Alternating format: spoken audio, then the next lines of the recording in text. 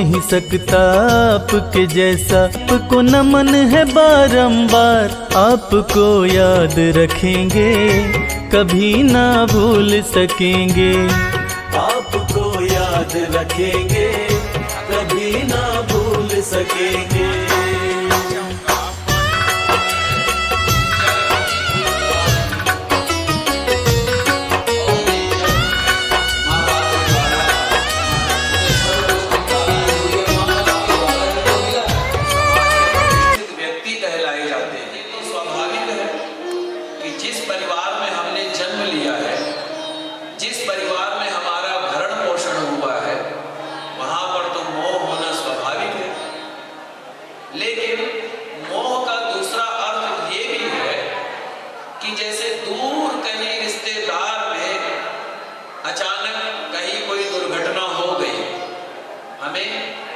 कम दुख की प्राप्ति हुई, हमारे पड़ोस में हो गई दुख की प्राप्ति हुई, पर हमारे घर में अगर कोई दुर्घटना हो गई असीम दुख हो गया। क्यों? क्योंकि मोह है। इसलिए भगवान कहते हैं, जैसे मैंने पहले बताया आप सभी को, कि मोह करना है। इस संसार में आपको जितनी भी वस्तुएं दिख रही हैं, जितनी भी व्यक्ति दिख रहे हैं आपको, जितना भी ऐश्वर्य, जितना भी सब कुछ आपको दिख रहा है, वस्तुतः ये सच है ही नहीं। आपने अपने मकान को सच मान लिया, आपने अपने दुकान को सच मान लिया, आपने अपनी फैक्ट्री को सच मान लिया, आपने अपने पदवी को सच मान लिया, आपने अपने परिवार को सच मान लिया, आपने अपने धन को सच मान लिया, आपने अपने विद्या को सच मान लिया, आपने अपने प्रभुता को सच मान लिया। यही सबसे बड़ी भूल है। भगवान शंकर कहते हैं माता पार्वती से, क्या कहते हैं? उमा कहो मैं अनुभव अपना, सत हरि भजन जगत सब सपना। हे पार्वती, ये संसार जो है ना, एक स्वप्न के समान है। जैसे जब हम स्वप्न देखते हैं ना, जब हम निद्रा के वशीभूत हो जाते हैं, स्वप्न में हम कई प्रकार की यात्राओं का विचरण करते हैं, अनेक प्रकार की यात्राओं का विचरण करते हैं, लेकिन जब जागृत होते हैं तब हमें अपने वस्तुतः स्थिति का पता लगता है। हम कौन हैं, किस जाति से हैं, क्या संबंध है, क्या संस्कृति है, क्या स्थान है, क्या पदवी है। लेकिन जब सो जाते हैं तब हमें कुछ मालूम ही नहीं चलता है। तो अगर हमने स्वप्न पर विश्वास कर लिया, अगर हमने स्वप्न पर भरोसा कर लिया, तो ये तो हमारी भूल होगी। और अगर हमने स्वप्न को सत्य मान लिया, ये भी हमारी भूल होगी। सत्य क्या है? ये सारा संसार ही एक स्वप्न के समान है। इसी संसार में हम अपने पदवी के लिए, अपने धन के लिए, अपने ऐश्वर्य के लिए, अपने स्थान के लिए, अपने आप को सर्वोच्च पद की प्राप्ति के लिए साम दाम दंड भेद का उपयोग करते रहते हैं।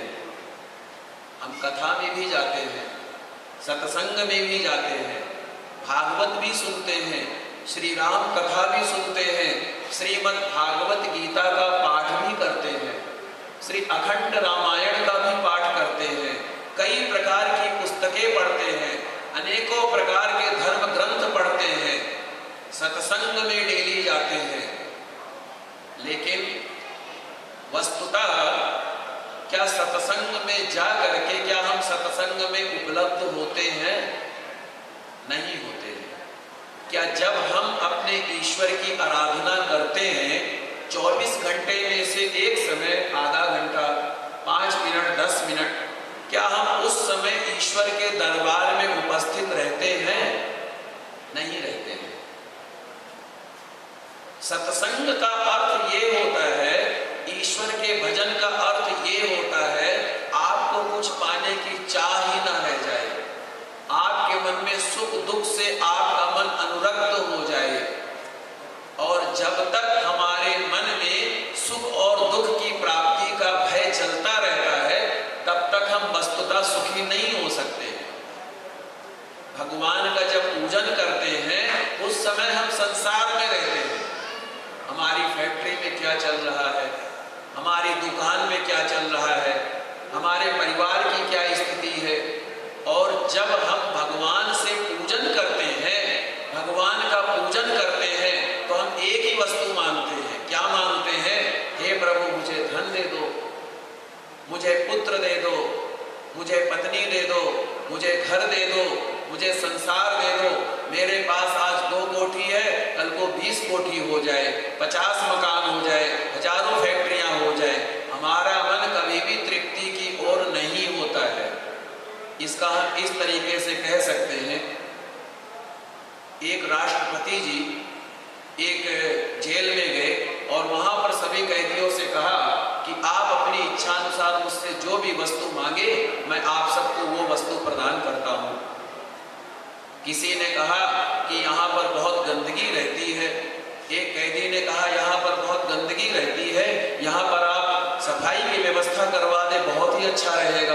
बोले जरूर करवा दूंगा। किसी ने बोला यहाँ पर जब हम रात्रि को शयन करते हैं तो मच्छर बहुत लगते हैं, कुछ ऐसी व्यवस्था करवा दे मच्छर ना लगे, वो भी व्यवस्था हो गई। किसी ने कहा हमें ठंड बहुत लगती है, कंबल का अगर व्यवस्था करवा दे, वो भी करवा दिया। ऐसे ही जो सबसे आखिरी कैदी था, जो सबसे लास्ट का कैदी था, उससे पूछा भाई तुम क्या चाहते हो? बोले बस आप मेरी फांसी की सजा माफ करवा दें और मुझे कुछ नहीं चाहिए। तो बोले ठीक है, आप जेल से मुक्त हैं, आपकी फांसी की सजा से आप मुक्त हैं। तो सभी कैदियों ने कहा हमें भी मुक्त करिए। तो बोले नहीं, तुमने तो कंबल मांगा था, तुमने तो कहा था सफाई की व्यवस्था करवा दो, तुमने ये व्यवस्था करवा दो।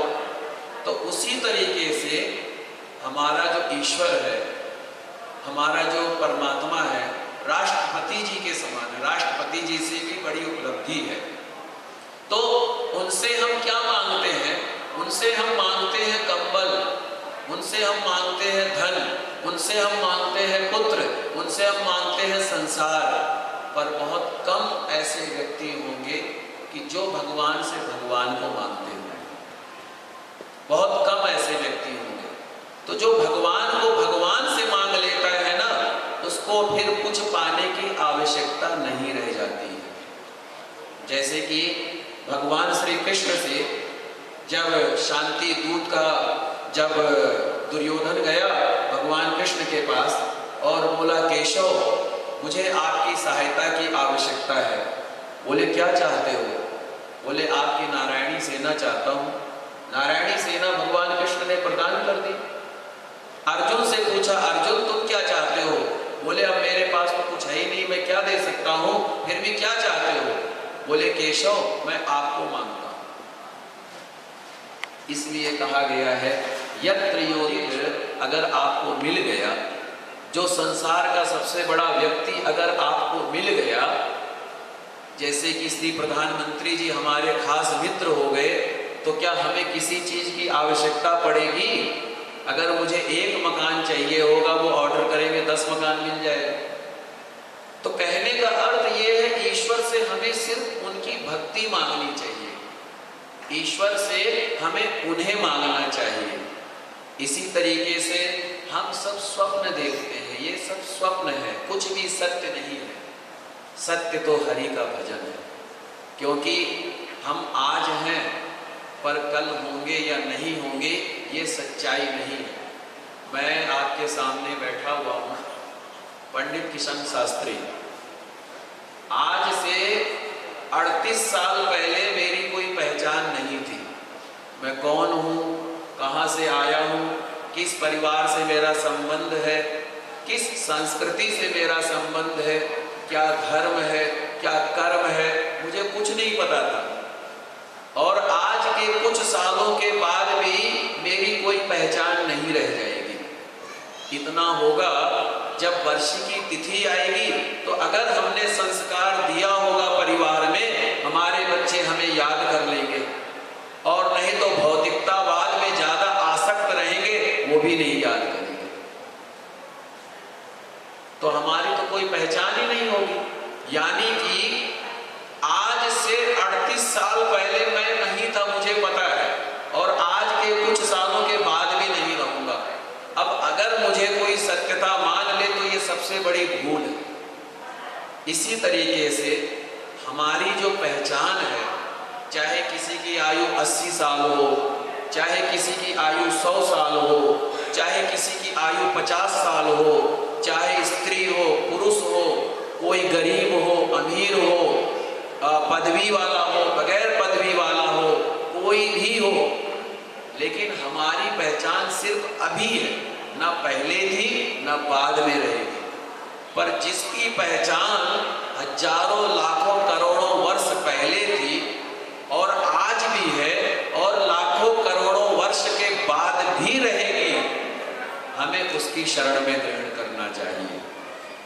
और जो चीज सत्य है ही नहीं, उसमें अगर हमने अपना मन अनुरक्त कर लिया, अगर हमने अपना मन लगा लिया, तो ये हमारी भूल है। मन लगाना है तो हरि के भजन में लगाना है, मन लगाना है तो सत्संग में लगाना है, मन लगाना है तो भगवान के कीर्तन में लगाना है। अब इसका अर्थ ये नहीं कहता हूं मैं आप सन्यासी हो जाएं, आप सब कुछ छोड़ छाड़ करके 2400 घंटा भगवान का भजन करें, आप सारा काम छोड़ करके भगवान के नाम का जप करें, बिल्कुल नहीं। जैसे कि आपको कोई ड्यूटी प्रदान की गई है, मुझे ड्यूटी है कथा करना, अब अगर मैं अपनी ड्यूटी से कुछ अलग कार्य करता हूं तो वो सही नहीं समझा जाएगा। तो इसी तरीके से सबकी भगवान ने ड्यूटी निर्धारित कर रखी है। कोई नेता है, कोई अभिनेता है, कोई कुछ है, कोई कुछ है, किसी की नौकरी है, किसी का कोई बिजनेस है। तो जो भगवान ने दिया है उसमें पूर्ण ईमानदारी रखते हुए अपना वो कार्य करें। सबसे पहली बात हो गई कार्य। उस कार्य में कभी भी अहंकार का भाव ना आने दे। जैसे कि इस चौकी पर मैं बैठा हुआ हूं, इस चौकी पर मुझसे पहले भी काफी लोग आ चुके होंगे और मेरे से काफी बाद भी हजारों लोग आएंगे। अब अगर इस चौकी का मालिक मैं बनूं तो ये मेरी भूल है, मुझे ड्यूटी प्रदान की गई है। इसी तरीके से भगवान ने हमें ड्यूटी दी है कि अपना काम पूर्ण ईमानदारी से करो। जो नौकरी मैंने तुम्हें प्रदान की है उस नौकरी का अक्षरशः पालन करो। और दूसरा काम क्या करो? दूसरा जो हमारा परिवार है ना, उस परिवार में ईश्वर का भाव देखो। भगवान को खोजने मत जाओ। अभी मैं यहाँ सत्संग के लिए आ रहा था, जिस गाड़ी से आ रहा था उस गाड़ी के वाहक ने मुझसे पूछा, गुरुदेव ये बताइए भगवान कहाँ है? तो मैंने कहा भगवान आप में है, भगवान मुझ में है, भगवान आप में है, भगवान आप में है, भगवान यहाँ पर है, भगवान यहाँ पर है, भगवान यहाँ पर है, भगवान कण कण में वास कर रहा है। अर्थात वसुधैव कुटुंबकम, सारा संसार ही हमारा परिवार है। अपने परिवार में ईश्वर का दर्शन करें, अपने समाज में ईश्वर का दर्शन करें, अपने बंधु बांधवों में ईश्वर का दर्शन करें, अपने कार्य में ईश्वर का दर्शन करें, अपने देश में ईश्वर का दर्शन करें, अपने ब्लॉक में ईश्वर का दर्शन करें, अपने भारतवर्ष में ईश्वर का दर्शन करें, अपने विश्व में ईश्वर का दर्शन करें। तो अगर आप ऐसा करेंगे तो आपको ईश्वर की प्राप्ति स्वयं हो जाएगी। और जैसे कि मैंने कहा, आत्मा सो परमात्मा। जैसे कि जब तक हमारा जीवन होता है तब तक हमारा जिसने जितना सम्मान करना था वो सम्मान हमें प्राप्त हो गया। जिसको हमें जो खिलाना था पिलाना था, जो जिस भाव से रखना था उसने उस भाव से रखा, हमें उसमें सुख की प्राप्ति हुई। या हमारे जीवित अवस्था में किसी ने हमें गाली दिया, किसी ने हमारा अपमान किया, किसी ने बार बार हमें दुख प्रदान किया और मृत्यु के बाद में बहुत बड़ा आयोजन किया, तो उससे कोई अर्थ नहीं है। जब तक जीवन है सबका सम्मान करो, सबकी इज्जत करो, इतना प्यार दो, इतना प्यार दो, इतना प्यार दो, इतना प्यार दो, इतना प्यार दो, इतना प्यार दो, इतना प्यार दो कि प्यार ही प्यार संसार में भर जाए। और क्या कहा गया है, जो चाहो दिलों पर हुकूमत करो। आप चाहते हो ना परिवार पर राज करना चाहते हो, आप चाहते हो आपके परिवार वाले आपकी आज्ञा के अनुसार वो कार्य करें, आपका देश, आपका भारतवर्ष, आपका विश्व आपके समान चले। एक छोटा सा काम करना है, सिर्फ एक छोटा सा काम, कोई बड़ा काम नहीं करना है। जो चाहो दिलों पर हुकूमत करो, मोहब्बत मोहब्बत मोहब्बत करो, सिर्फ इतना करना है बस। तो जीवित अवस्था में जितना प्यार करना है, जितना सम्मान करना है, जितना खिलाना पिलाना है, खूब करो, सबके साथ करो। ऐसा नहीं है कि हमारा जो परिवार का ज्यादा संबंध है उसके लिए तो हम खूब प्यार करें, हमारे पड़ोसी के यहाँ बेचारे के यहाँ कोई व्यवस्था की कमी है हम मजे लें, ये बहुत ही गलत है। हम अपने परिवार के लिए सोचे, अपने स्वयं के लिए सोचे। हमारे ब्लॉक में कहीं कोई प्रॉब्लम हो हम मुंह फेर लें, हमारे देश में कोई प्रॉब्लम हो हम मुंह फेर लें, हमारे भारतवर्ष में कोई प्रॉब्लम हो हम मुंह फेर लें। ये अक्षरशः गलत है, इसको स्वार्थ कहा गया है। कम से कम अगर आप किसी की धन से सेवा नहीं कर सकते हैं, मन से सेवा कर दीजिए। मन से भी सेवा नहीं कर सकते हैं, तन से भी सेवा कर सकते हैं। कभी भी इंसान को अपने जीवन में गलत मार्ग का अनुसरण नहीं करना चाहिए, चाहे कितनी भी विपरीत परिस्थितियां क्यों ना हो जाएं, अपने आप को सुदृढ़ रखना चाहिए।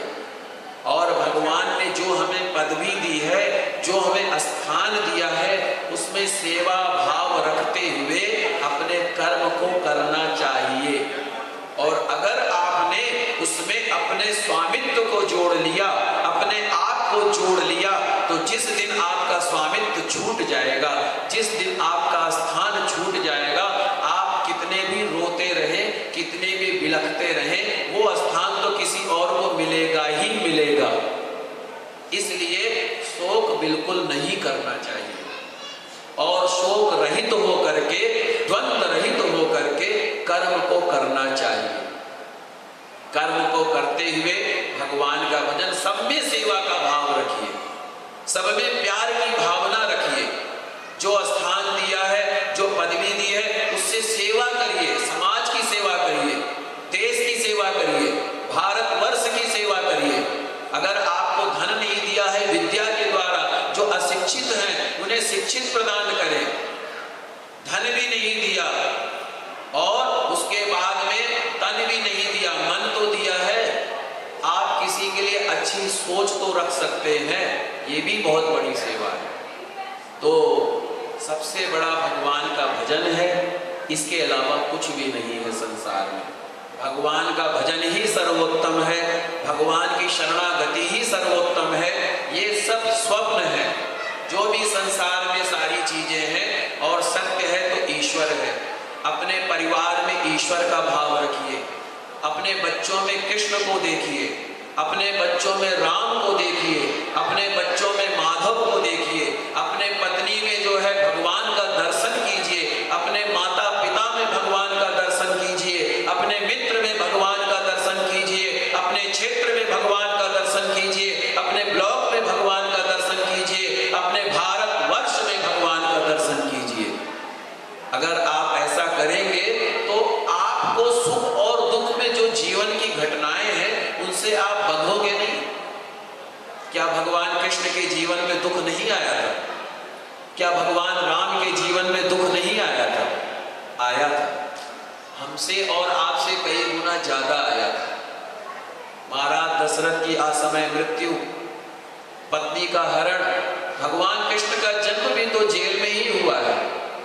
अभी बोलना भी नहीं सीखे थे, पूतना नाम की राक्षसी आ गई, तृणावर्त आ गया, खास सगा मामा उनका दुश्मन बन बैठा, पग पग पर परेशानी आती। लेकिन अगर आपके जीवन में सत्संग है, अगर आपके जीवन में कथा है, अगर आपके जीवन में श्रीमद् भागवत है, अगर आपके जीवन में श्री रामचरितमानस है, जीवन में जो होने वाली घटनाएं हैं उनसे आप विचलित नहीं होंगे। दुख तो होता है, लेकिन ये सत्संग करने का सबसे बड़ा माध्यम ये है कि धीरज धर्म मित्र अरुणारी आपद काल परखिए चारी। जब जीवन में दुख आता है तो सबसे पहले धैर्य की परीक्षा ली जाती है, आदमी का धीरज जवाब दे जाता है, फिर धर्म की परीक्षा ली जाती है, और फिर मित्र की परीक्षा ली जाती है, फिर नारी की परीक्षा ली जाती है। इसलिए ये सत्संग धैर्य प्रदान करता है। दुख के समय में सत्संग का ये क्यों आयोजन किया जाता है? कारण ही ये है कि हम इसके द्वारा कुछ हमें ज्ञान की प्राप्ति हो, कुछ हमें वैराग्य की प्राप्ति हो। तो जो दुख है वो दुख तो रहेगा, लेकिन ज्ञान के द्वारा वो दुख जो है हमारा कुछ कम हो जाएगा, और ज्ञान के द्वारा हमारा दुख भी कट जाएगा। जो वैरागी है, जो सन्यासी है, जो योगी है, वो दुख और सुख में नहीं उलझता है, वो तो सदा सम रहता है, भगवान का भक्त रहता है। इसलिए सबसे बड़ा उपाय यही है, संसार के बंधनों से उठने का, भगवान का भजन करें, और अपना जो कर्म है ना, अपने परिवार की सेवा, अपने आप की सेवा, अपने काम को भगवान का प्रसाद समझ करके स्वीकार करते हुए चले। ये समझिए ईश्वर का प्रसाद है, और मेरे परिवार में साक्षात नारायण विराजमान है, मेरे क्षेत्र में साक्षात नारायण विराजमान है, मेरे विश्व में, मेरे भारतवर्ष में साक्षात नारायण विराजमान है। अगर ऐसा भाव रखेंगे, और नौकर का भाव रखना है, नौकर का भाव रखना है। जीवन में दो चीजों को ले लीजिए, मैं ज्यादा बड़ी कुछ नहीं कहता हूं, दो चीजों में आप बंधन में भी बंध जाएंगे और बंधन से छूट जाएंगे। या तो अपने जीवन में मैं की भावना रखिए कि मैं ही सब कुछ करने वाला हूं, मैं ही सब कुछ मालिक हूं, या फिर ये भावना रखिए मेरा नहीं है। तो आपको ये सच्चाई बता रहा हूं, जो भी आपका स्थान है, जो भी आपकी पदवी है, जो भी आपका परिवार है, जो भी आपको सब चीजें दिख रही, एक दिन भगवान ने जैसे दिया ले लेगा। आपका नहीं है, कुछ भी नहीं है, आपका शरीर भी आपका नहीं है। अब आप मान लीजिए तो आपकी, लेकिन अब जब दिया है तो इसका अर्थ ये नहीं है कि हम सब कुछ लुटा पिटा करके भगवान का भजन करें। इसका अर्थ ये है कि आप अपने कर्म को ईमानदारी पूर्वक भगवान हरि का स्मरण मन में करते हुए करें, सेवा भाव रखें, अपने परिवार में प्रेम करें, प्यार करें, लेकिन ये भाव रखें मेरा गोविंद, मेरा गोपाल, मेरा कृष्ण, मेरा माधव, ये भाव रखें। अगर ऐसा करेंगे आपको कभी आसक्ति नहीं होगी, और आसक्ति ही दुखों का कारण होती है। जितनी ज़्यादा आसक्ति होगी उतनी ही ज़्यादा दुखों की प्राप्ति होगी। आइए, हमारे बीच में हमारे बड़े भैया श्री राजन जी आ चुके हैं, और आपके साथ में सत्संग का समय हो रहा था, तो मैंने कहा कि जब तक हमारे बंधु बांधव नहीं आए हैं तब तक कुछ ना कुछ कथा हो जाए। तो चलिए भजन बढ़िया सा। श्रीमन नारायण नारायण नारायण, श्रीमन नारायण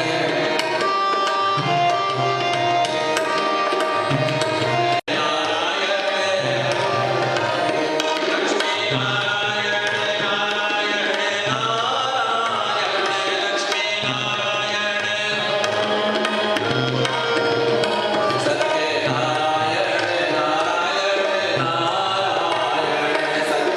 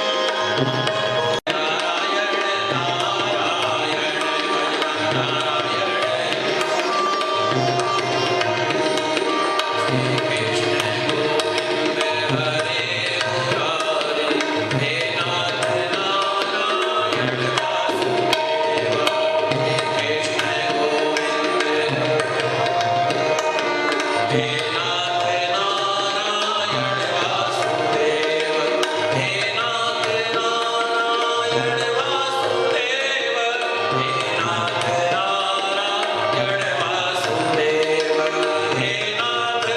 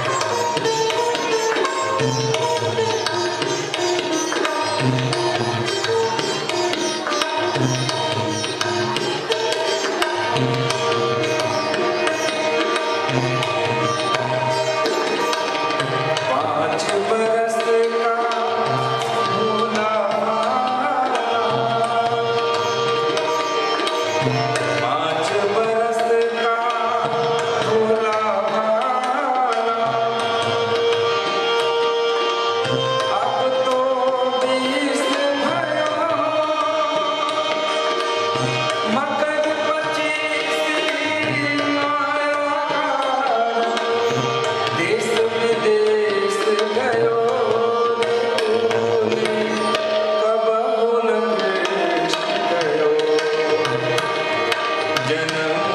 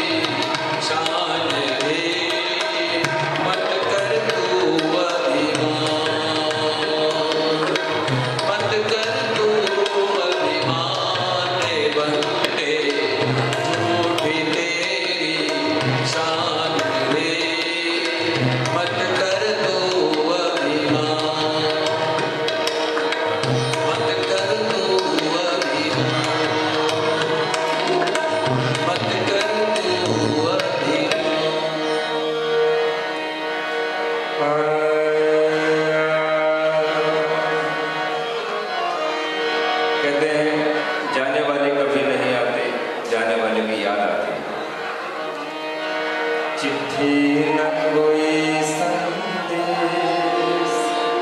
हो,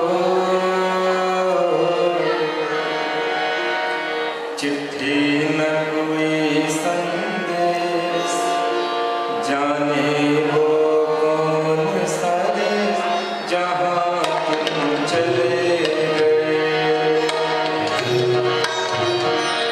चिट्ठी न कोई संदेश, जाने वो कौन सा देश जहाँ तुम चले गए। चिट्ठी न कोई संदेश,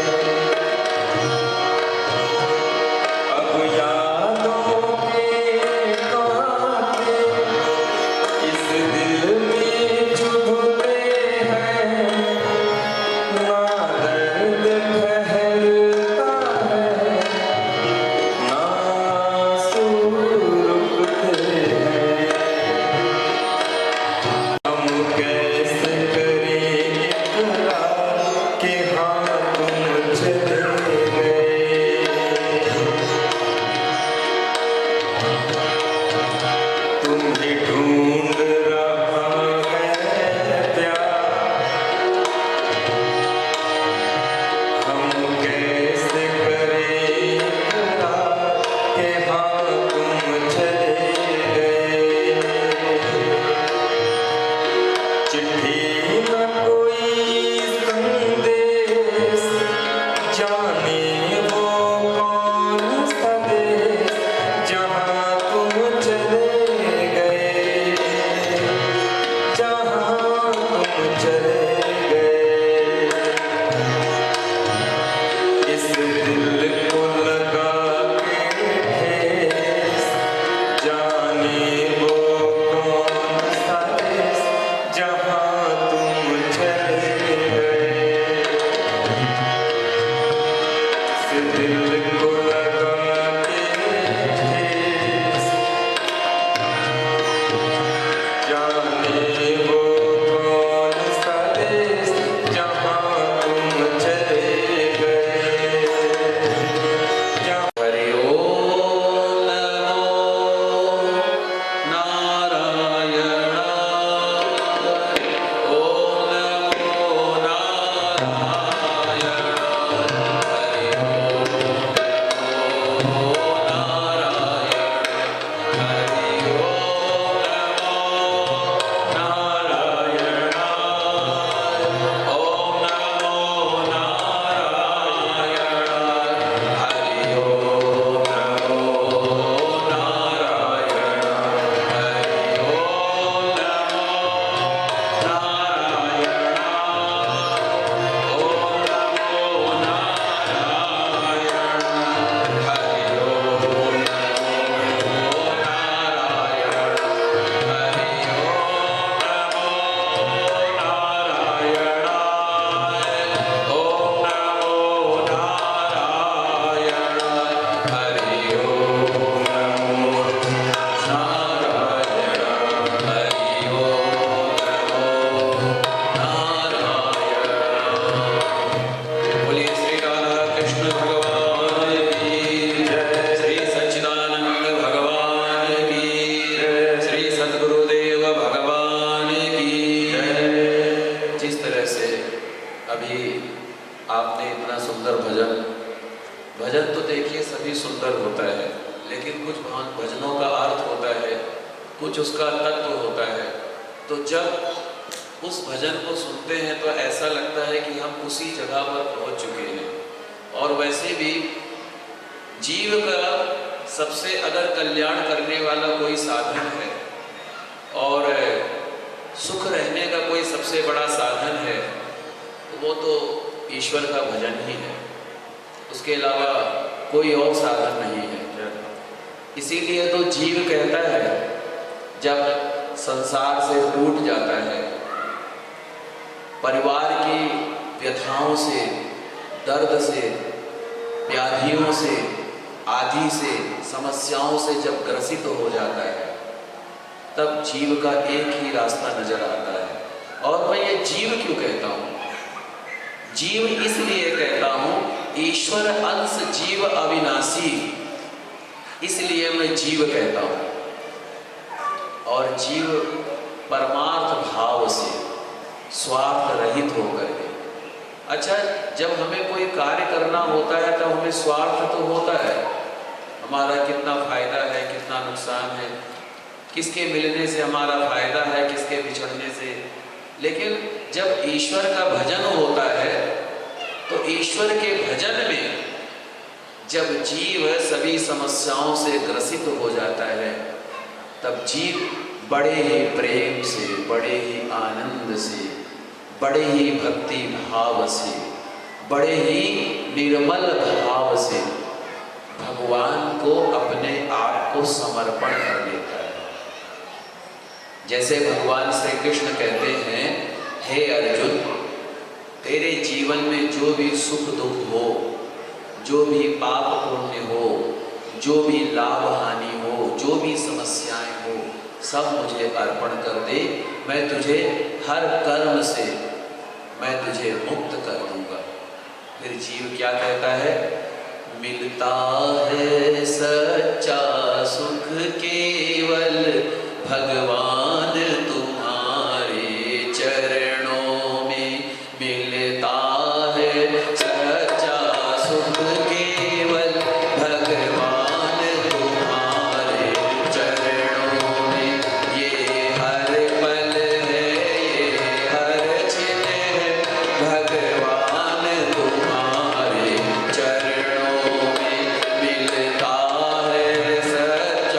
सुख केवल भगवान तुम्हारे चरणों में है। जीत यही है, हार यही, सब हार तुम्हारे चरण। अच्छा, जब मन में ये भावना आती है आपके तरफ से, मुझे बहुत अच्छा अनुभूति हो रहा है और बहुत सुंदर आप गीत। तो कहते हैं जब मिलता है सच्चा सुख केवल, कि हे ईश्वर, मुझे आपकी शरण के सिवा मुझे कहीं पर भी आनंद की प्राप्ति नहीं होती है, कहीं पर मुझे सुख नहीं मिलता है।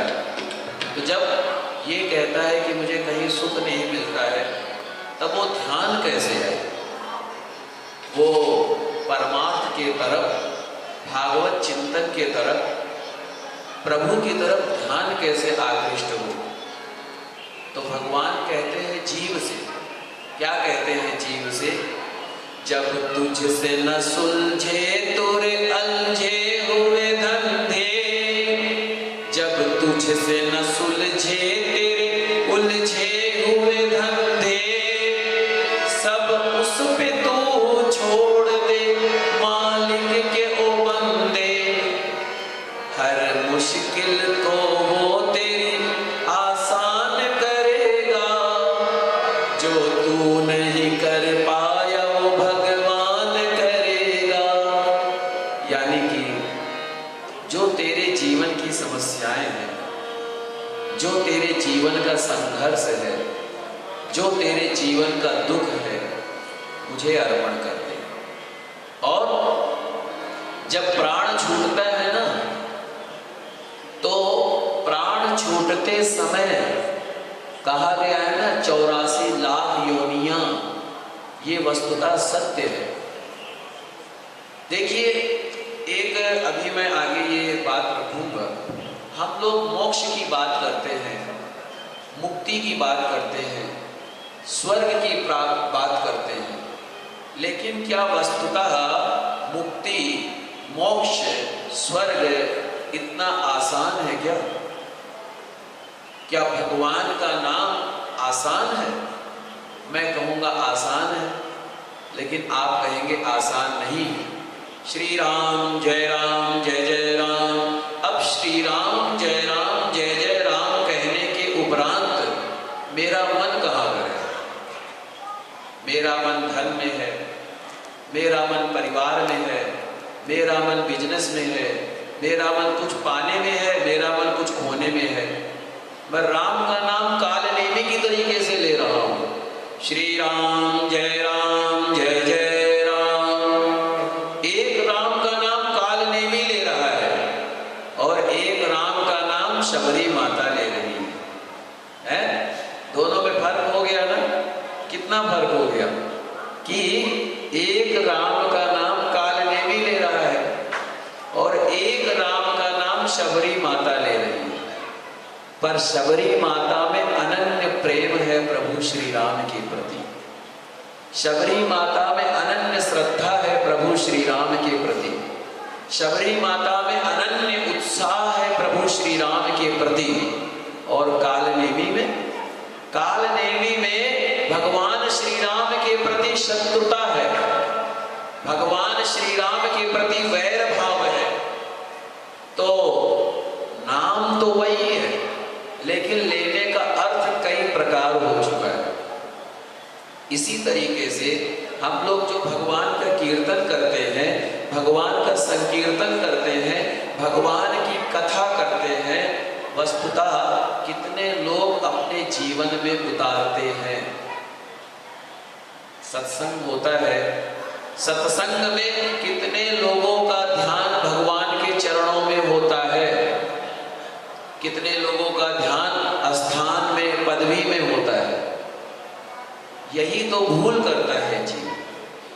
जब प्राण छूटता है तब जीव का जहां पर मन होता है, और जैसे कि मैंने पहले कहा था, जिससे जितना ज्यादा प्यार करोगे, जिससे जितना ज्यादा मोह करोगे, जिससे जितना ज्यादा आसक्ति करोगे, उतना ही दुख पे दुख, दुख पे दुख आपको मिलता ही रहेगा।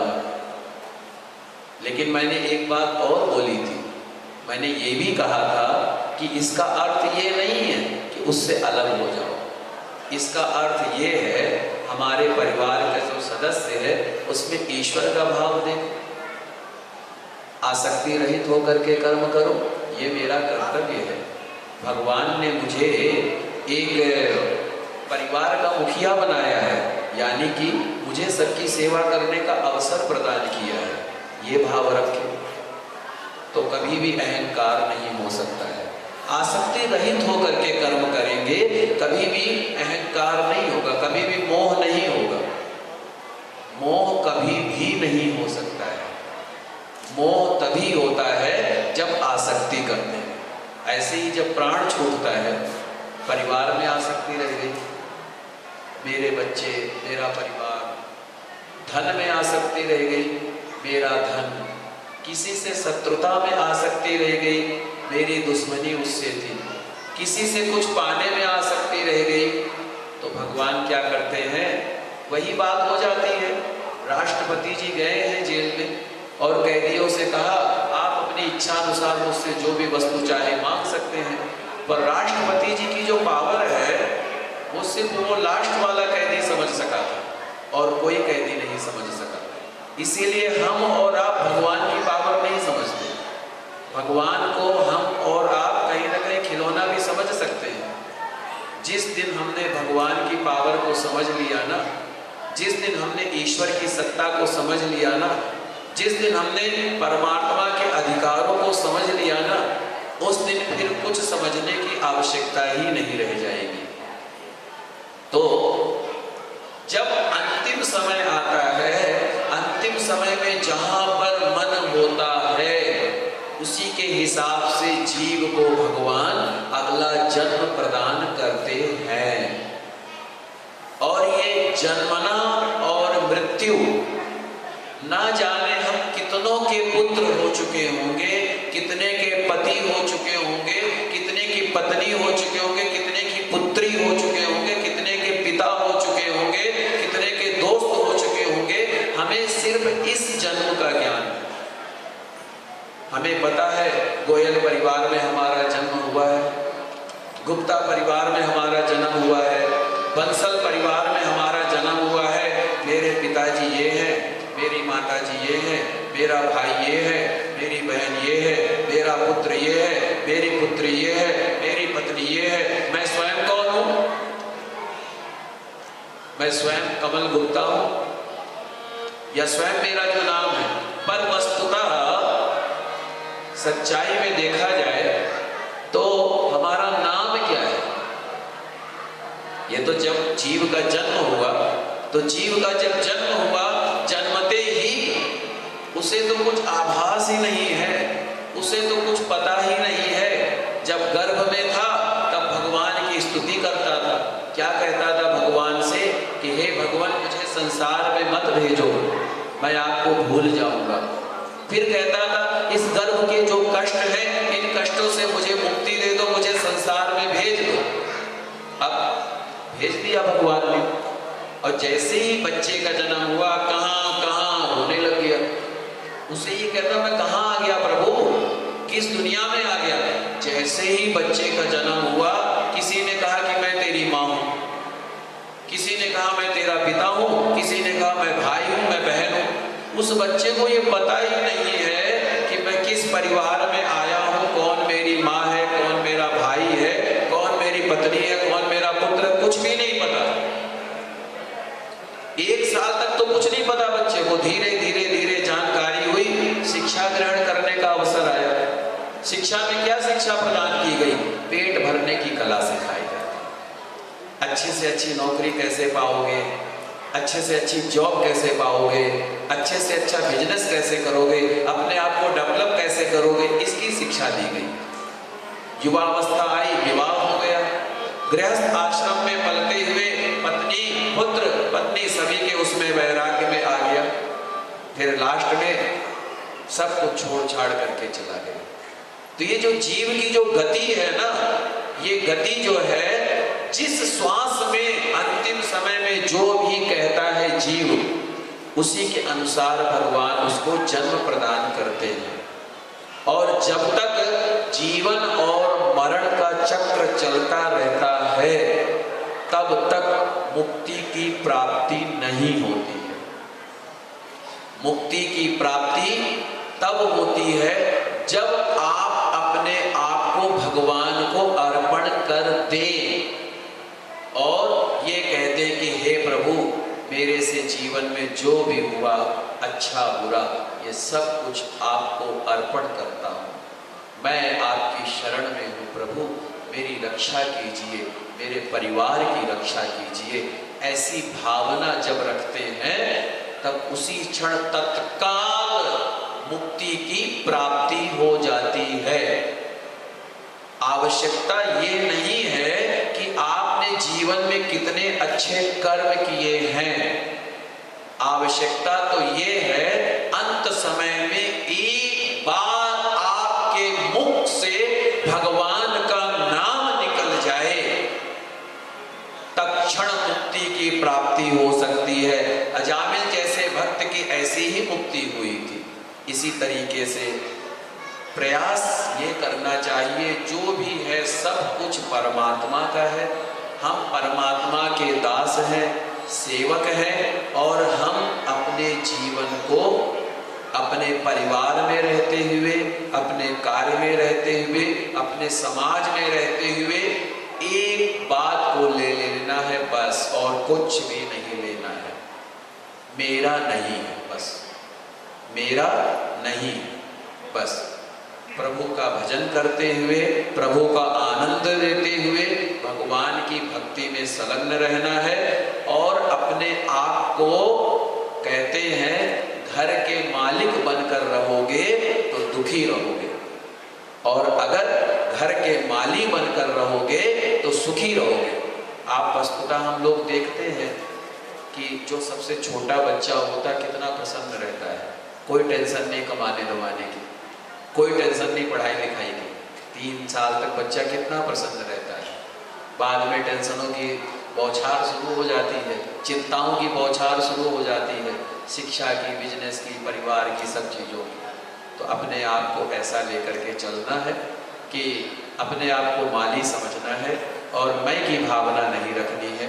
मैं की भावना को त्याग करके भगवान के भजन में रहना है। आज जो सत्संग, कथा, भागवत बाबूजी के द्वारा ये हुआ है, और सत्संग की ये बहुत बड़ा दुख है, बहुत बड़ा कष्ट है। लेकिन मैं फिर वही बात कहता हूँ, कष्ट जीवन में जब आता है तो भगवान की शरणागति के सिवा और कोई उपाय नहीं होता है और कोई साधन नहीं होता है। मैं फिर से कहूँगा कि भगवान समस्त गुप्ता परिवार को धैर्य प्रदान करें, धीरज प्रदान करें, और बाबूजी के जीवन की जो सत्यता थी, जो परमार्थ था, जो उन्होंने जीवन में जो अच्छे कर्म थे, उस कर्म को, उस सत्यता को ग्रहण करें। और सबसे बड़ी श्रद्धांजलि ये भी होती है कि जो हमारे बाबूजी के जीवन की जो परमार्थता है, जो सत्यता है, जो सेवा की भावना है, उसे अपने जीवन में उतारें। और हमारे बाबूजी श्री स्वर्गीय रतन कुमार गुप्ता जी और उनकी पत्नी श्री शीला गुप्ता जी, पुत्र नीरज गुप्ता, पुत्र वधू दीपिका गुप्ता, पुत्र अरुण गुप्ता, पुत्र वधू राधिका गुप्ता, जमाता ज्ञानचंद जी, रंजना गोयल, पौत्र हेमंत कनव, पौत्री वंशिका महक आराध्या और समस्त गुप्ता परिवार। तो मैं प्रभु से प्रार्थना करता हूँ कि भगवान आप सबको धैर्य प्रदान करें, बाबूजी को अपने चरणों में स्थान दें, और जीवन में उन्होंने जो कुछ भी शुभ कर्म किए हैं उन कर्मों के फल स्वरूप परिवार में सुख, शांति, समृद्धि का आशीर्वाद दें। जहाँ भी बाबूजी को भगवान ने जिस भी योनि में जन्म दिया हो, जिस भी स्थान पर भेजा हो, वहाँ उनको अपने चरणों का स्थान दे, सद्गति प्रदान कराएं। ओम शांति, ओम शांति, ओम शांति। आइए श्रद्धांजलि स्वरूप में बाबूजी के लिए अगर हम कुछ शब्द बोलना चाहें तो यहाँ आकर के बोल सकते हैं। जो भी आप हैं, कोई हमारे परिवार के कोई भी सदस्य हैं तो 2 शब्द आकर के यहाँ पर बोल सकते हैं। इसके बाद में हम लोग जो है शांति मंत्र के द्वारा और फिर गायत्री मंत्र के द्वारा हम लोग जो है आगे का कार्य। आइए जब तक हम छोटा सा भजन श्री राजन जी के द्वारा ग्रहण करते हैं।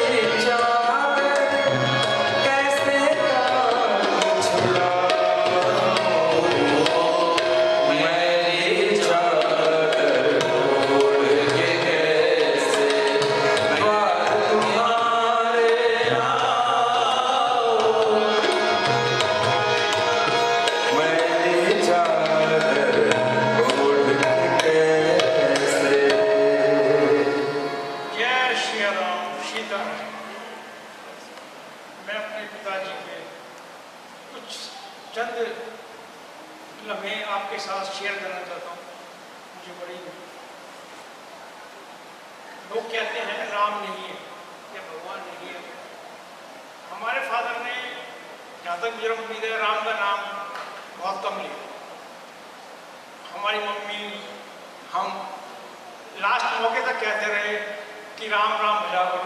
थोड़ी उनकी तबीयत खराब थी, मगर उन्होंने हमारी बात को ज़्यादा फॉलो किया। तो अच्छा, जिस दिन मेरे फादर की मतलब एक्सपायर हुए, अपने आप में दोपहर को देखता हूँ, राम की मैं ताकत को बताना चाहता हूँ, अपने फादर की ताकत को बताना चाहता हूँ। जिस दिन मेरे फादर एक्सपायर हुए, दोपहर को 2 बजे के आसपास 3 बार अपने आप राम राम राम। तो मैं सरप्राइज कर रहा था। उस टाइम मेरे दिमाग के अंदर कुछ चीज़ें चल रही थी कि इन्होंने तो कभी हम उनको बोलते थे राम का नाम नहीं लिया। उस दिन उन्होंने स्वयं अपने आप 2 बजे राम का नाम लिया, 2 हो सकते हैं, 2:30 हो सकते हैं, और 5:30 के आसपास वो, उसके बाद उनकी थोड़ी तबीयत खराब हुई, जो भी हुआ, और वो भगवान के चरणों में उन्होंने अपनी जगह बनाई।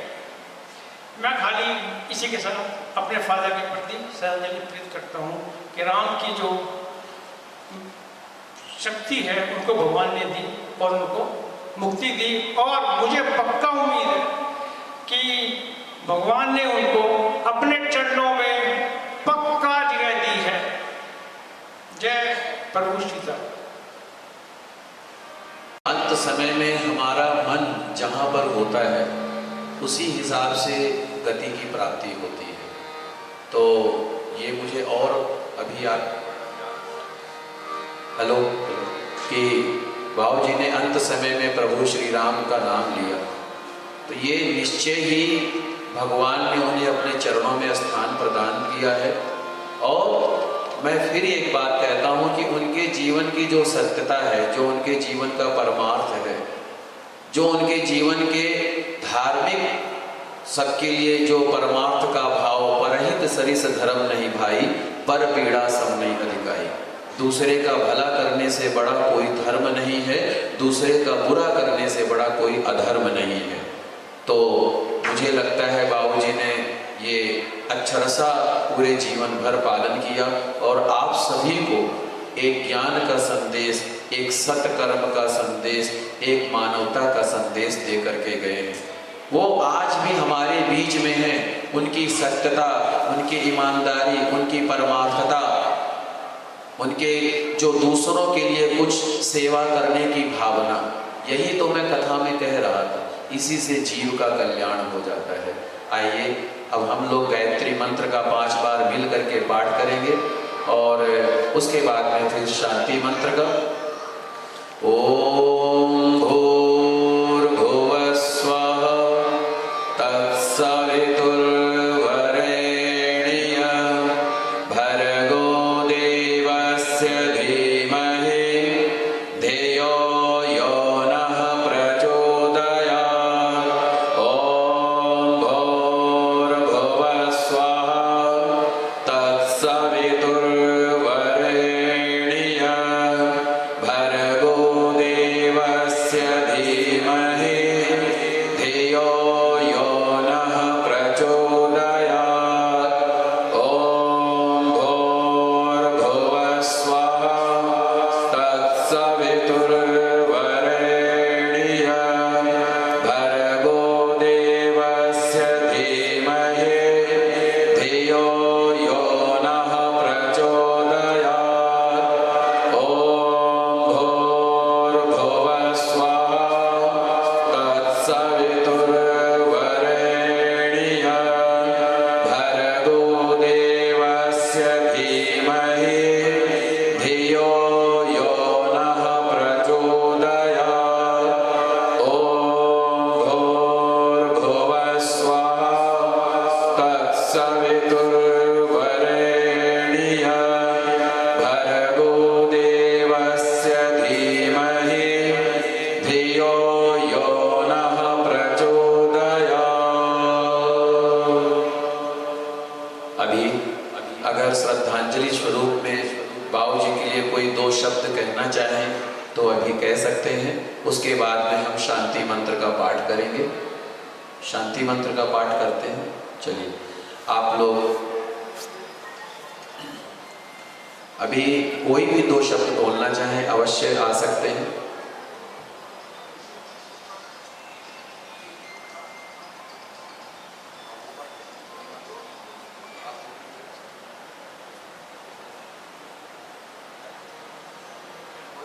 कोई तो वैसे सुना दे। श्री कहते हैं, श्री गरुड़ पुराण का पाठ बाबूजी के निमित्त जो हुआ है, गरुड़ पुराण का पाठ करने से जीव को भगवान की शरणता की प्राप्ति होती है। और जो गरुड़ पुराण का जो पाठ किया जाता है ना, इसमें औतद्वैहिक क्रिया, पिंडदान, सपिंडीकरण, श्राद्ध कर्म और जो है अंत समय की क्रिया को बड़े ही संक्षेप में बताया गया है। और गरुड़ पुराण के द्वारा जीव के परलोक गमन के बारे में विस्तार से बताया गया है। उसमें पाप और पुण्य की व्याख्या की गई है। और गरुड़ पुराण सुनना जो हमारे बाबूजी के लिए स्वर्गीय जो भी थे उनके लिए बहुत ही मुक्ति देने वाला, परमार्थ को देने वाला है। गरुड़ पुराण का पाठ कराने से हमारे मतलब कि जो भी औदद्वैहिक जो भी कर्म किए जाते हैं वो जीव को मुक्ति प्रदान करते हैं। और जब जीव को मुक्ति की प्राप्ति होती है ना, जब जीव को भगवान के शरणागति की प्राप्ति होती है ना, तब वो असीम आशीर्वाद प्रदान करता है। गरुड़ पुराण के सुनने से घर में सुख शांति समृद्धि का वास होता है, जीव को मुक्ति की प्राप्ति होती है और जीव के जीवन में होने वाले शुभ अशुभ जो कर्म होते हैं उन कर्मों का निवारण हो जाता है, उन कर्मों की समाप्ति हो जाती है। जैसे भगवान कृष्ण ने कहा है कि हे अर्जुन मुझे सब कुछ अपना समर्पण कर दे, उसी तरीके से गरुड़ पुराण को सुनने से जीव का तत्क्षण भगवान मुक्ति प्रदान करते हैं। और जब मुक्ति हो जाती है तब कुछ भी क्लेश नहीं होता, कोई भी परेशानी नहीं होती है। और वो जीव भगवान जिस योनि में जन्म देते हैं या अपने लोक की प्राप्ति कराते हैं, वहां से वो जीव अपने पुत्र पौत्रों को, अपने संतान को, अपनी पुत्र वधुओं को, अपने समस्त परिवार को, अपने समस्त मित्र गणों को आशीर्वाद देता है, हृदय से आशीर्वाद देता है कि तुम लोगों ने मेरे लिए इतना सब कुछ किया है, इसके लिए बहुत बहुत बहुत बहुत धन्यवाद। भगवान मेरा ईश्वर तुम लोगों को खूब सुखी रखे, खूब समृद्धि रखे, खूब आनंद से रहो। कभी ये गम मत करना कि मैं आज तुम्हारे बीच में नहीं हूँ। ये सदा सर्वदा सोचना मेरी सत्यता, मेरा परमार्थ, मेरा धर्म तुम्हारे साथ है। और यही था, यही है, यही रहेगा।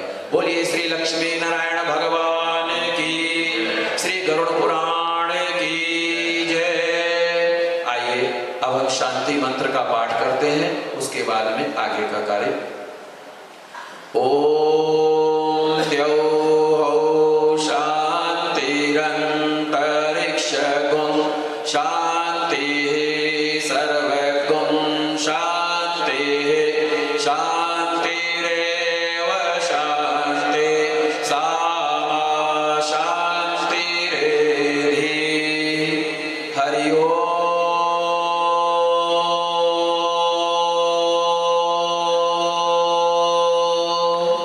शांति शांति शांतियो सर्वा अरिष्ट शांतिर्भवतु सुख शांतिर्भवतु सर्वे भवन्तु सुखिनः सर्वे सन्तु निरामयाः सर्वे भद्राणि पश्यन्तु दुख भागवे आपदामपहर्तार दातारं सर्वसंपदा लोकाभिरामं श्रीराम भूयो भूयो नमाम्यः। शरणागत दीनार्थ परित्राण परायणे सर्वाशार्ति हरे देवी नारायणी नमोस्तुते। सर्वबाधा विनिर्मुक्तो धन धान्य सुतान्वितः मनुष्यमत्प्रसादेन भविष्यति न संशयः। ओम शांति शांति शांति ओम।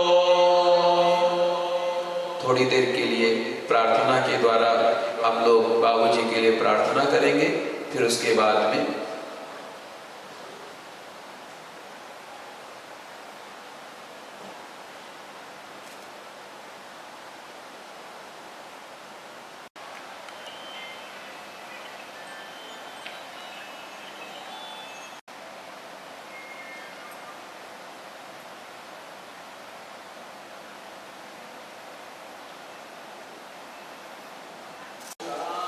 नीलाम्बुजश्यामलकोमलाङ्गं सीतासमारोपितवामभागं पाणो महासायकचारुचापं नमामि रामं रघुवंशनाथं रामाय रामभद्राय रामचन्द्राय मानसे रघुनाथाय नाथाय सीताया पतये नमः। बोले श्री सियापति रामचंद्र भगवान की जय। श्री पवन सुत हनुमान जी महाराज की जय। ओम शांति शांति शांति। ओम हाथ लगवा करके फिर जो है पगड़ी प्रदान करेंगे। आइए।